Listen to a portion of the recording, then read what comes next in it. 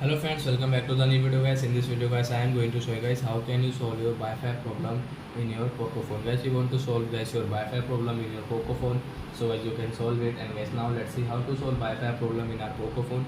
In this video guys, I am going to show you guys. So before starting video friends, I am going to tell you guys, if you are in my channel, so guys, first of all go and subscribe my channel, click the bell icon and like my video. So guys, now let's start the video friends.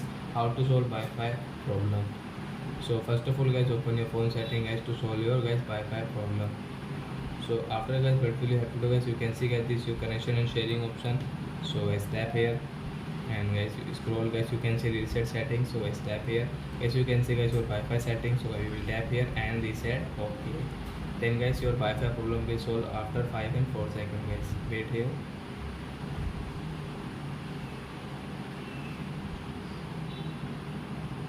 So you can see setting has been reset. Then guys you can use your Wi-Fi as without any problem guys. After that guys, you have any problem, so don't worry guys, take a screenshot of your phone model number guys, send me your comment section. I will check, I will help you guys. Thanks for watching my video guys. Bye bye.